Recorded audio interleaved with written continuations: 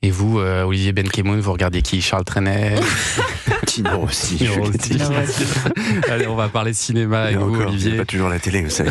Et on avait faim. C'était en noir et blanc. Les toilettes étaient sur le palier.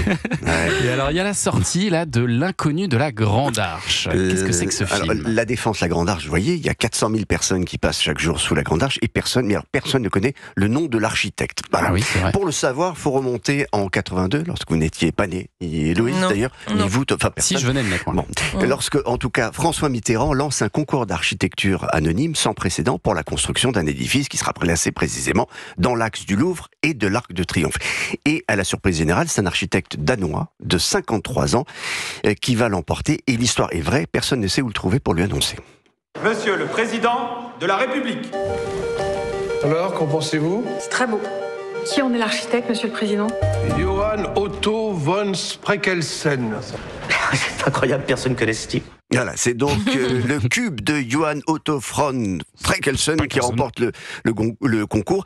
Du jour au lendemain, cet homme va être évidemment propulsé devant la scène. À l'époque, il va quand même se retrouver à la tête du plus grand chantier de la Ve République et il sera présenté à la presse lors d'une conférence de presse mémorable.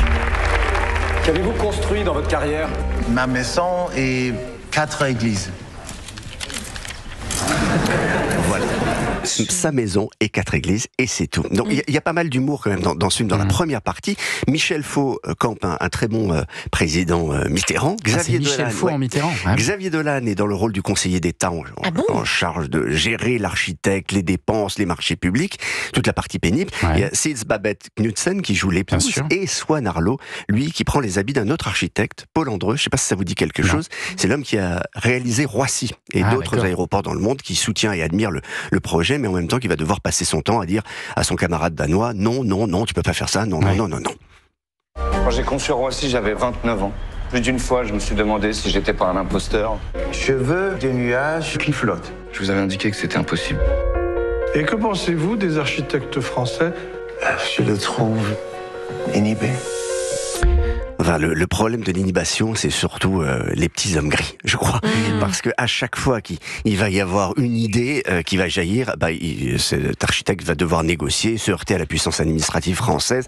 Et puis surtout, il va devoir affronter Juppé. Parce que lorsque Mitterrand perdra les élections et qu'il s'agira de faire des économies, voilà, c'est Juppé qui va dire non, on va arrêter tout ça. Tout ça est raconté dans ce magnifique film, vraiment magnifique, de Stéphane de Moustier. Je dois parler avec Monsieur le Président. Arrêtez de vous réfugier derrière le président. You're stealing my cube. Le cube, c'est l'œuvre de ma vie.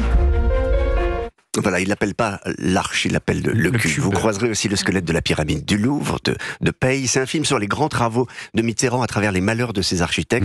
C'est vraiment l'histoire d'un architecte danois dont le rêve d'artiste se heurte au mur de la politique en France. Pour la petite histoire, il a fait une attaque cardiaque en venant voir l'arche avant la fin des travaux. Et il est mort en 87 et l'arche a été inaugurée en 89 pour le bicentenaire de la Révolution. Il n'a pas vu son arche. Il a vu, et ce qu'il a vu, c'était tellement loin de son rêve. Enfin, mais il en est mort. Le gars était un fou.